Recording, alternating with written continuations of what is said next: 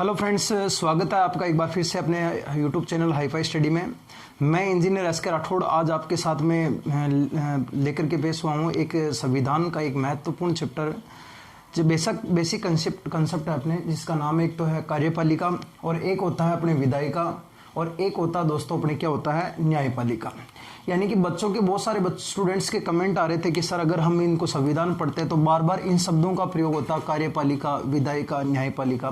तो इनसे सबसे पहले तो संविधान पढ़ने से पहले आप लोगों को पता होना चाहिए इन तीनों जो शब्द जो है इनका मुख्य रूप से कार्य क्या होता है और कौन कौन से सदस्य इनके मेंबर होते हैं, वो चीज़ आपको पहले समझने की जरूरत पड़ेगी। तो मैं आज आपको इस वीडियो के माध्यम से आपको ये बताऊंगा कि जीके के अंतर्गत कोई भी पार्ट क्यों ना हो, चाहे वो संविधान का हो, चाहे वो हिस्ट्री हो, चाहे कल्चर हो, चाहे ज्योग्राफी हो, कोई भी सब्जेक्ट क्यों ना हो, उससे रट्टा नहीं जाता, उससे किसी भी आसान वे में आराम से पढ़ा जा सकता, समझा जा सकता है। इसलिए मैंने आज आपके लिए संविधान का ये छोटा सा एक कार्यपालिका, विधायिका और न्यायपालिका के लिए वीडियो बनाया है। अगर आपको अच्छा लगता है और आपका अगर रिस्पॉन्स अच्छा आता है इसके ऊपर, तो मैं निरंतर आपके लिए संविधान का भी वीडियो बनाता रहूँगा और फिर अपन सब्जेक्ट वाइड इसे पढ़ते रहेंगे। तो देखो, स्टार्ट करते हैं अपने आज के इन तीनों शब्दों के बारे में, क्या विशेषता है इनकी और किस किस तरह से ये कार्य करते हैं। देखो, अपने भारत के अंदर सबसे पहले तो संसदीय व्यवस्था को अपनाया गया था। सभी को पता है कि भारत के अंदर सबसे पहले संसदीय जो व्यवस्था थी उस संसदीय व्यवस्था को अपनाया गया और संसदीय व्यवस्था को अपनाने के बाद यहाँ पर संविधान लागू किया गया था, संविधान बना था। और संविधान में कार्य करने वाले महत्वपूर्ण 3 अंगों के रूप में 3 पद सर्जित किए गए। एक का नाम है कार्यपालिका, एक होती है विधायिका और एक क्या होता है दोस्तों न्यायपालिका होता है। यानी कि संविधान के अंदर कार्य करने के लिए महत्वपूर्ण 3 अंग है, एक तो होता है कार्यपालिका, विधायिका और न्यायपालिका। यानी इस 3 भागों में इसे डिवाइड किया गया है। जैसे कि अगर मैं आपको कहूं तो केंद्र अपने किसी भी प्रकार का, जैसे कि विधि बनाने का जो काम होता है, विधि का मतलब होता है कि किसी भी प्रकार का जो अगर कानून बनाना है दोस्तों, तो वो कानून बनाने का जो शक्ति प्राप्त होती है वो किसके पास में होती है, अपने विधायिका।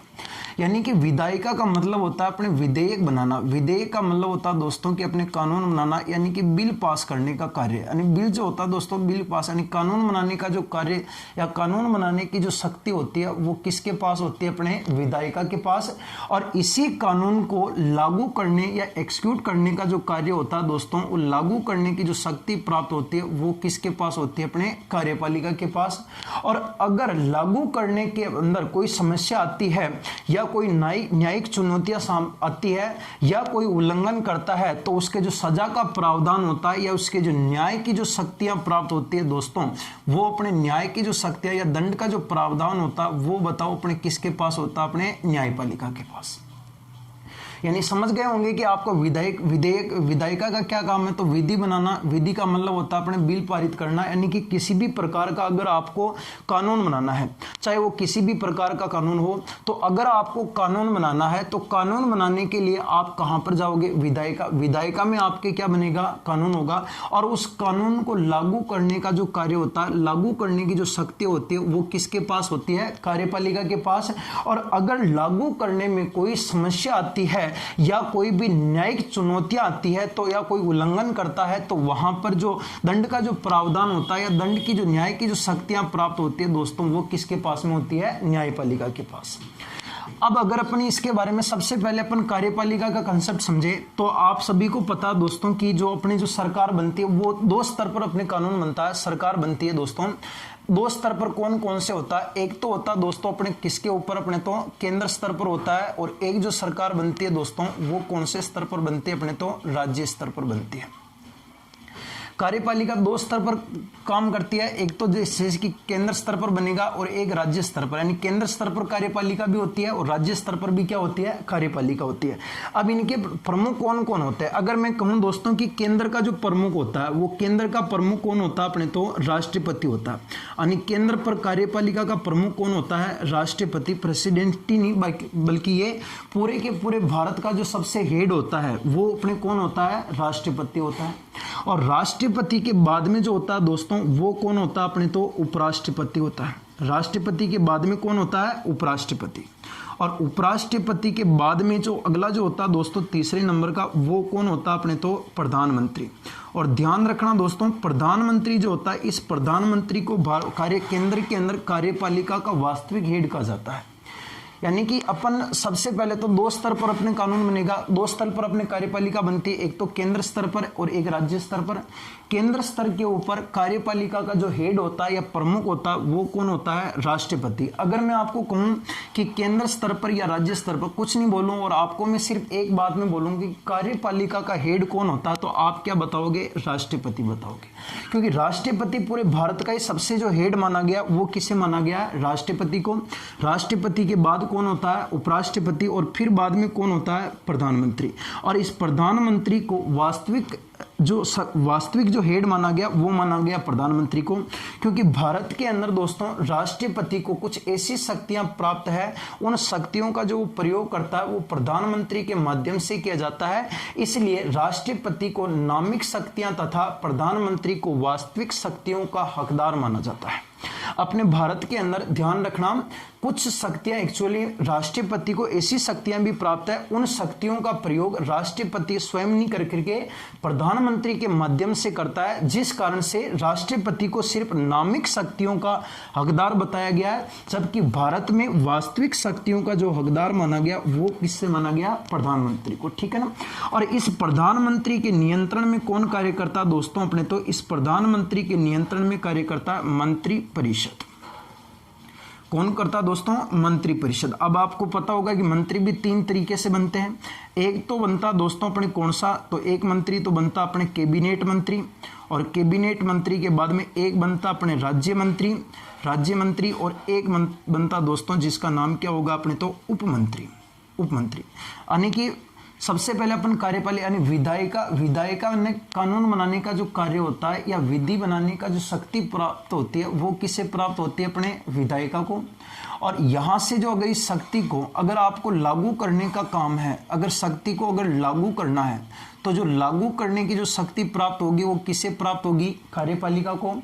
और अगर लागू करने में कोई भी अगर न्यायिक चुनौती आती है या कोई उल्लंघन करता है या कोई समस्या आती है, तो उसका जो दंड का प्रावधान होगा, सजा का जो प्रावधान होगा, उस न्याय की जो शक्ति प्राप्त होगी दोस्तों वो किसके पास में होगी? न्यायपालिका के पास में। तो समझ गए आप होंगे आप यहां तक। फिर अपन कार्यपालिका को अपने जो दो स्तर के ऊपर बनेगी, एक तो केंद्र स्तर के ऊपर और एक किसके ऊपर? राज्य स्तर के ऊपर। केंद्र स्तर के ऊपर कार्यपालिका का जो हेड होता है या प्रमुख होता है वो कौन होता है? राष्ट्रपति होता है। और दूसरा कौन सा होता है? उपराष्ट्रपति। और तीसरा कौन होता है? प्रधानमंत्री। प्रधानमंत्री को वास्तविक शक्तियों का हकदार माना गया है, जबकि नामिक शक्तियों का हकदार किसे माना गया है? राष्ट्रपति को। और प्रधानमंत्री के नियंत्रण में कौन कार्य करती है? मंत्री परिषद। जैसे मंत्री तीन तरीके से, एक तो कौन है? कैबिनेट मंत्री, और एक कौन होता है? राज्य मंत्री, और एक कौन होता है दोस्तों? उपमंत्री। तीन तरीके से मंत्री परिषद बनते हैं। वैसे अगर मैं कहूं आपको कि जो कार्यपालिका है, जो केंद्र स्तर कार्यपालिका, इस कार्यपालिका को भी आप अगर समझना चाहो तो इसे आप दो तरीके से आप आसानी से समझ सकते हो, दो भागों में पढ़ सकते हो। एक तो होता दोस्तों स्थायी कार्यपालिका, और एक होता दोस्तों अपने कौन सी? तो एक होता अपने अस्थायी कार्यपालिका। स्थायी कार्यपालिका और अस्थायी कार्यपालिका। जैसे कि स्थायी कार्यपालिका क्या होती है? तो स्थायी कार्यपालिका का मतलब होता है कि वो होते हैं जो लंबे समय के, एक नियमित समय के लिए चुने जाते हैं। जो कार्यपालिका के अंग एक नियमित लंबे समय के लिए, जैसे कि 60 वर्ष या 62 वर्ष के लिए जो अधिकारी गण जितने भी चुने जाते हैं ना, वो अगर कार्यपालिका का अंग बनते हैं तो वो जैसे कि स्थायी कार्यपालिका के अंग कहलाते हैं। और जैसे कि राष्ट्रपति हुआ, उपराष्ट्रपति हुआ, प्रधानमंत्री हुआ, ये मात्र 5 वर्ष के लिए चुने जाते हैं, इसलिए ये सब के सब किसके अंतर्गत आएंगे? अपने तो अस्थायी कार्यपालिका के अंतर्गत आएंगे। और जैसे कि आईएएस ऑफिसर हुआ, आईपीएस ऑफिसर हुआ, आरएस अधिकारी हुआ, ये जितने भी जो वे अधिकारी जो लंबे समय यानी नियमित समय के लिए चुने जाते हैं, अपने जिनको ज्वाइनिंग लेटर दिया जाता है, जो अपने पद पर नियुक्त किया जाता है, वो जो होते हैं अधिकारी, वो सब के सब क्या कहलाते हैं दोस्तों? स्थायी कार्यपालिका के सदस्य कहलाते हैं। ये स्थायी कार्यपालिका के अंग बनेंगे। अधिकारी सचिव हुआ। और राज्य स्तर के ऊपर अगर मैं कार्यपालिका के सदस्यों की प्रमुख कौन कौन होते हैं, तो राज्य स्तर पर जो कार्यपालिका होती है उसमें प्रमुख कौन होता है दोस्तों? तो उसमें होता सबसे प्रमुख किसे माना गया अपने तो? राज्यपाल सबसे प्रमुख होता है। राज्यपाल के बाद में जो होता है दोस्तों वो कौन होता है अपने तो? मुख्यमंत्री होता है। और मुख्यमंत्री के बाद में जो बनता है दोस्तों वो अपने मुख्यमंत्री के नियंत्रण में कौन कार्य करता है अपने तो? मंत्री परिषद कार्य करती है। मंत्री परिषद। यानी कि ये जो होगा दोस्तों, ये स्थायी कार्यपालिका दोनों में होगी, राज्य में भी होगी और केंद्र में भी होगी। वो अधिकारी जितने भी आईएएस अधिकारी हुआ, आईपीएस आरएस अधिकारी, सचिव होगा, वो सब एक स्थायी कार्यपालिका का अंग बनकर के कार्य करते हैं। और अस्थायी कार्यपालिका ये जितने भी है, राज्यपाल हुआ, मुख्यमंत्री हुआ, मंत्रिपरिषद हुआ, ये राज्य स्तर पर कार्यपालिका के अस्थायी कार्यपालिका के मेंबर कहलाएंगे। और ये जितने भी है, जैसे कि राष्ट्रपति हुआ, उपराष्ट्रपति हुआ, प्रधानमंत्री हुआ, मंत्रिपरिषद हुआ, मंत्री में कैबिनेट मंत्री, राज्य मंत्री, उपमंत्री, ये सब के सब केंद्रीय कार्यपालिका में अस्थायी कार्यपालिका के मेंबर कहलाएंगे। तो आपके यहां तक शायद कंसेप्ट क्लियर होगा। अब अपन दोस्तों समझेंगे कि वास्तव में ये जो होता है अपने विधेयक या कानून बनाने का जो कार्य होता है वो कितने स्तर पर होता है। तो कानून भी दोस्तों अपने दो स्तर पर बनाया जाता है। एक तो होता है दोस्तों अपने कौन से स्तर पर बनाया जाता है, केंद्र स्तर पर बनाया जाता है, और एक बनता है दोस्तों किसके ऊपर, राज्य स्तर पर कानून बनाया जाता है। केंद्र स्तर पर बनता है और राज्य स्तर पर, जैसे कि यहां पर कार्यपालिका केंद्र स्तर पर भी बनती है, राज्य स्तर पर अलग अलग होती है, उसी प्रकार से कानून भी केंद्र स्तर पर और राज्य स्तर पर। मैंने आपको अनुसूचियां नहीं पढ़ाई, अनुसूचियां पढ़ाऊंगा मैं आपको। तो अनुसूचियां जो होती हैं दोस्तों, सूचियां जो होती है वो तीन प्रकार की होती है, केंद्रीय सूची, राज्य सूची और एक होती है समवर्ती सूची। अगर केंद्र सूची के ऊपर विषय में अगर कानून बनाना है तो वो कौन बनाएगा, केंद्र। और अगर राज्य सूची के संबंध में कोई विषय में अगर कोई कानून बनाना तो वो कहां पर बनेगा, राज्य में बनेगा। और समवर्ती सूची में केंद्र और राज्य दोनों मिलकर के कानून बना सकते हैं। अब केंद्र में कानून बनाने के लिए व्यवस्था की गई है दोस्तों किसकी, अपने तो केंद्र में कानून बनाने के लिए व्यवस्था किसकी की गई है, संसद की। और राज्य में कानून बनाने के लिए किसकी व्यवस्था की गई है दोस्तों, अपने तो यहां पर कानून बनाने के लिए व्यवस्था की गई है अपने विधानमंडल की। ठीक है ना। यानी कि विधेयक केंद्र स्तर पर भी बनता है, राज्य स्तर पर, यानी विधेयक का मतलब होता है कानून बनाना।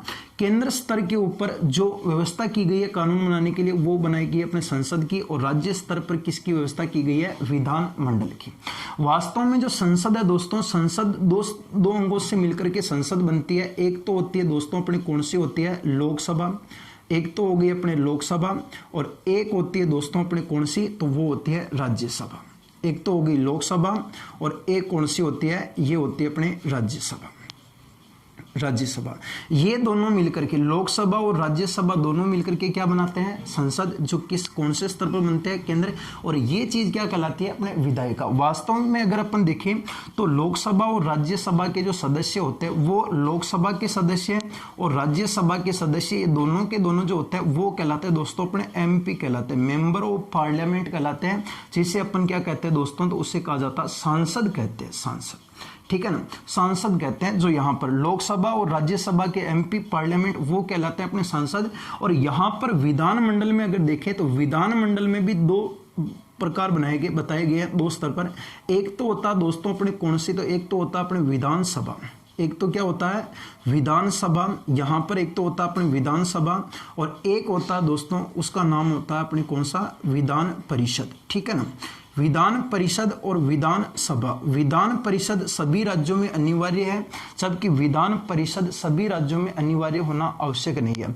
ये विधानसभा अपने जितने भी 28 राज्य उन सभी जगह पर लागू है विधानसभा, लेकिन विधान परिषद उस राज्य के ऊपर डिपेंड करता है, उस राज्य के ऊपर निर्भर करता है कि क्या वो विधान परिषद रखना चाहता है या नहीं।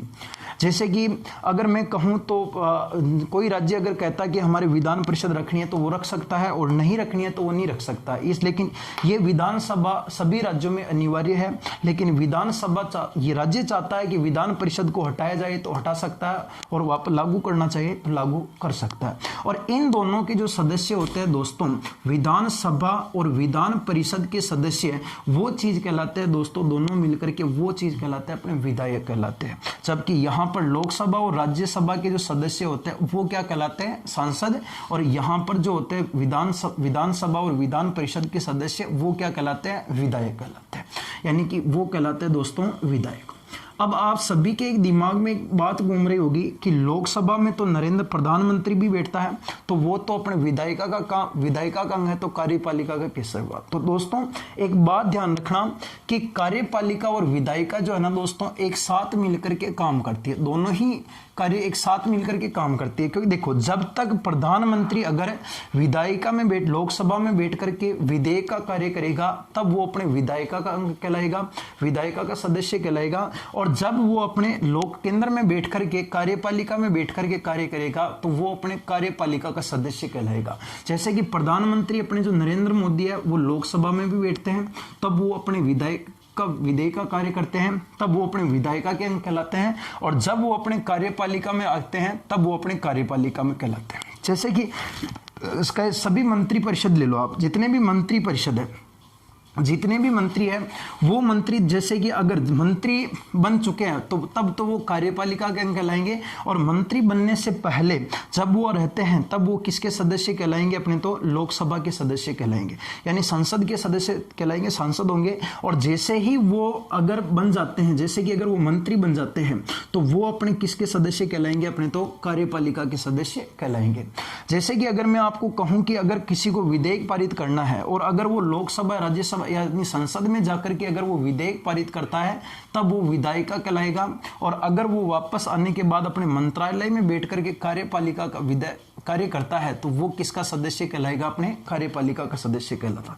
कोई बहुत सारे सदस्य भी ऐसे भी होते हैं जो अपने सरकार के पक्ष में बैठ करके कार्य करते हैं, वो कार्यपालिका में बैठ करके कार्य करते हैं, वो कार्यपालिका के अंग कहलाते हैं। और कोई सरकार के विपक्ष में जो होता है वो अपने यहाँ पर बैठता है केवल, और वो अपने किसका कार्य करता है, अपने तो वो किसके सदस्य कहलाते हैं, विधायिका के सदस्य कहलाते हैं।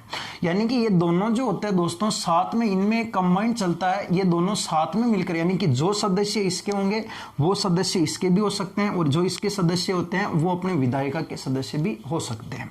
तो यानी कि यहां पर आपको कॉन्सेप्ट समझा होगा।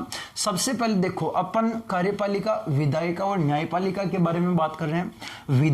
विधायिका का मतलब होता है दोस्तों अपने विधिक कानून बनाना, यानी विधेयक बिल पारित करना, और इसे लागू करने का जो कार्य होता है वो कहां होता है, कार्यपालिका में।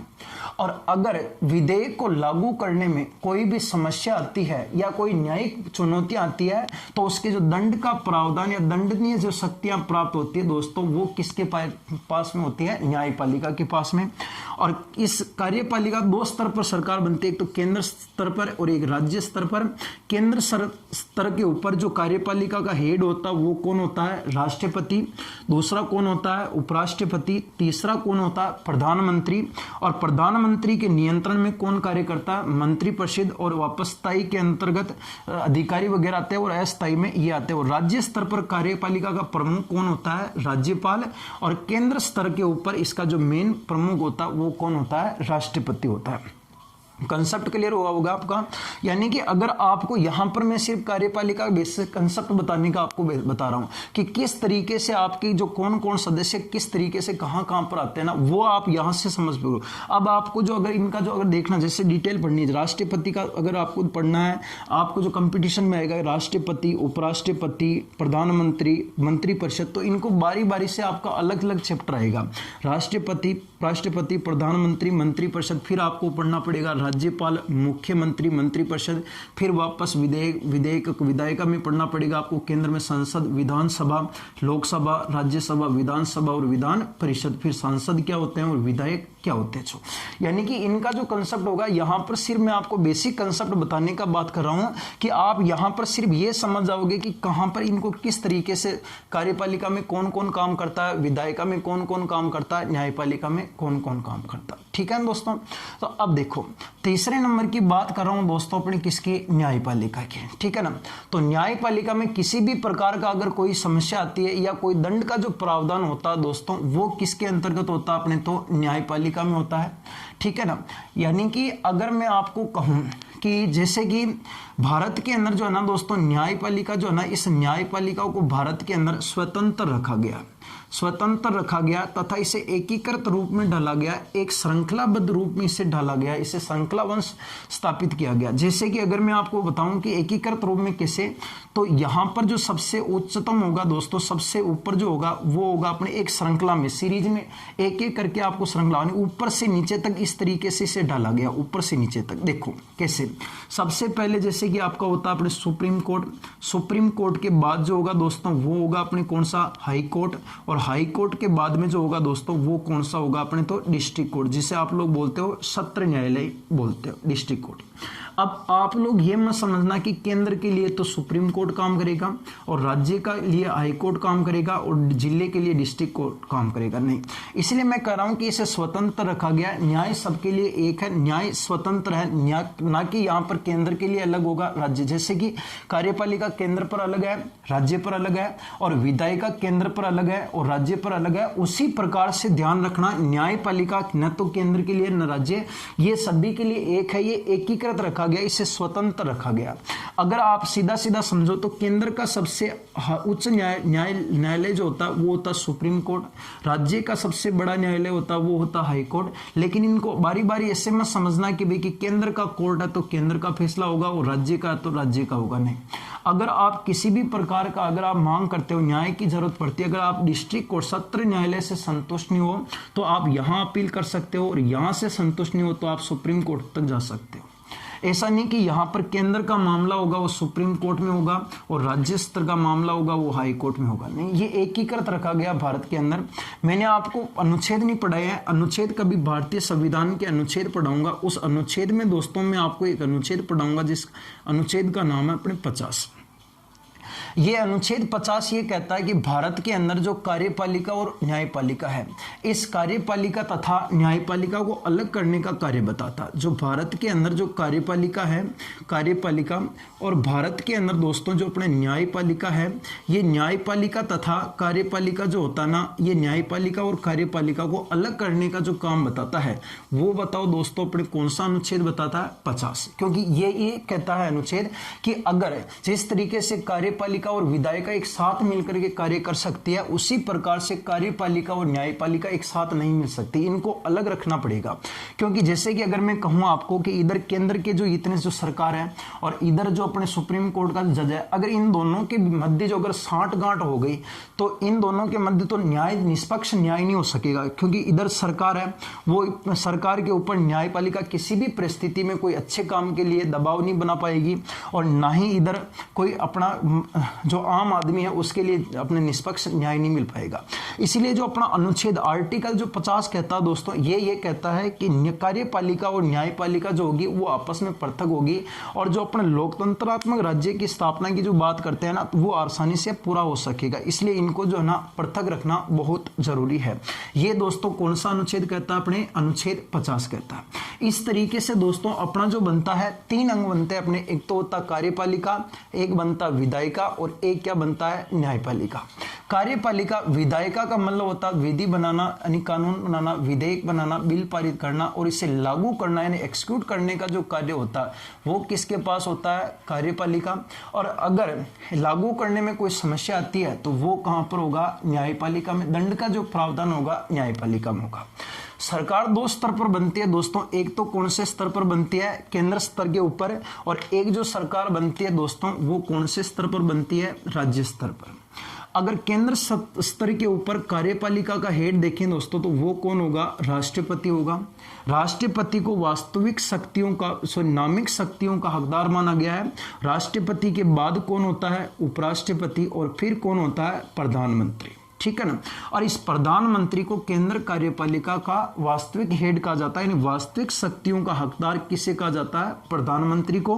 और इस प्रधानमंत्री के नियंत्रण में दोस्तों कौन कार्य करता है? मंत्रिपरिषद। और मंत्रिपरिषद 3 प्रकार के मंत्री, एक तो कौन सा होता है?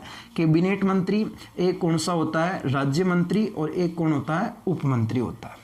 यानी कि मैं आपको कह रहा हूं कि वापस जो अगर मैं कहूं कार्यपालिका को 2 रूप से आप पढ़ सकते हो, एक तो होता है स्थायी कार्यपालिका और एक होता है कौन सा दोस्तों? अस्थायी कार्यपालिका। स्थायी कार्यपालिका और अस्थायी कार्यपालिका। अगर मैं कहूं दोस्तों कि स्थायी कार्यपालिका के अंदर तो सभी अधिकारीगण काम आते हैं, जिनको नियुक्ति दी जाती है, जिनको चुना जाता है 60 वर्षों के लिए, 60-62 वर्ष के लिए एक नियमित समय के लिए चुना जाता है, वो स्थायी कार्यपालिका के सदस्य कहलाते हैं। और जो 5 वर्ष के लिए चुने जाते हैं, जितने भी मंत्री, प्रधानमंत्री, राज्यपाल, मुख्यमंत्री, मंत्रिपरिषद, ये जो होंगे ये अस्थायी कार्यपालिका के मेंबर कहलाएंगे।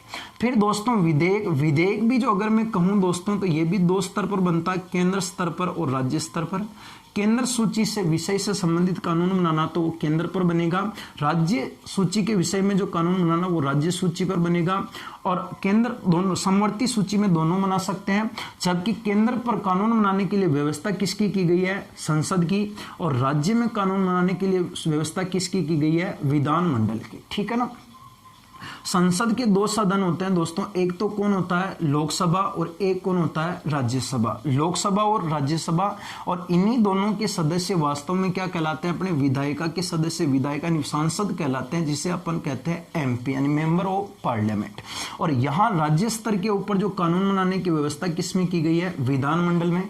और यहाँ पर भी दो होते हैं, एक तो क्या होता है विधानसभा, और एक क्या होता है विधान परिषद। और इनके जो सदस्य होते हैं वो क्या कहलाते हैं, विधायक। ध्यान रखना, विधानसभा सभी राज्यों में अनिवार्य होती है, जबकि विधान परिषद सभी राज्यों में अनिवार्य नहीं होती है। यह राज्य के ऊपर निर्भर करता है कि अगर वो विधान परिषद रखना चाहता है तो विधान परिषद हो सकती है, और अगर वो चाहता है विधान परिषद हटाना चाहता तो वहां पर विधान परिषद हटाई जा सकती है। लेकिन विधानसभा सभी राज्यों में लागू हो सकती है, जैसे कि दिल्ली, केंद्र शासित प्रदेशों में भी है 2-3 में, जैसे कि दिल्ली हुआ, पांडुचेरी हुआ, इनके अंदर विधानसभा भी है।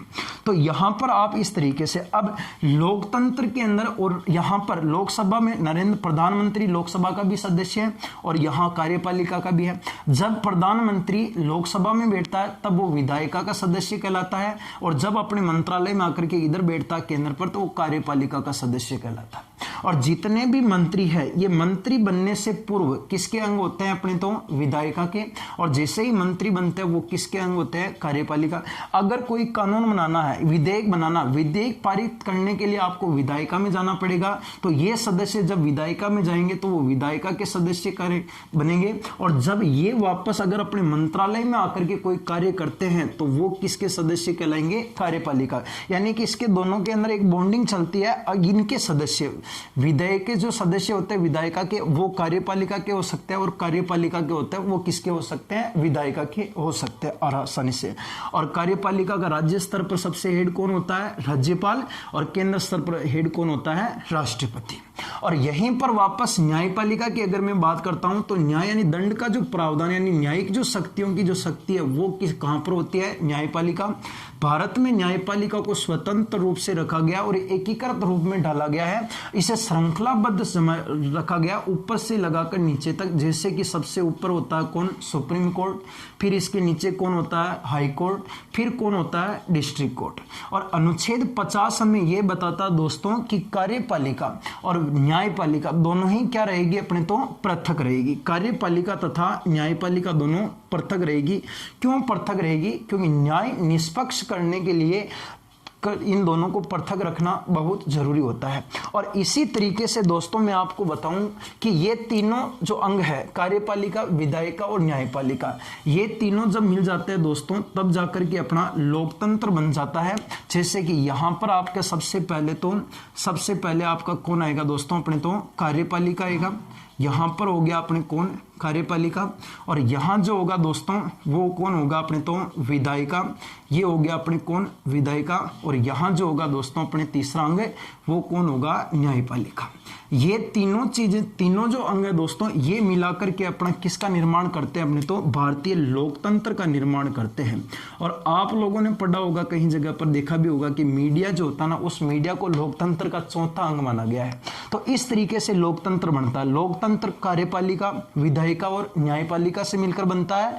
लोकतंत्र कार्यपालिका, विधायिका और न्यायपालिका से मिलकर बनता है। और अनुच्छेद 50 क्या कहता है कि भारत के अंदर जो कार्यपालिका है और न्यायपालिका है ये क्या रहेगी, अपने पृथक।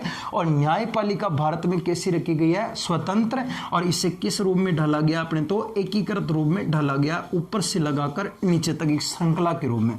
सबसे उच्चतम कौन होता है, सुप्रीम कोर्ट, फिर कौन होता है, हाई कोर्ट, डिस्ट्रिक्ट कोर्ट।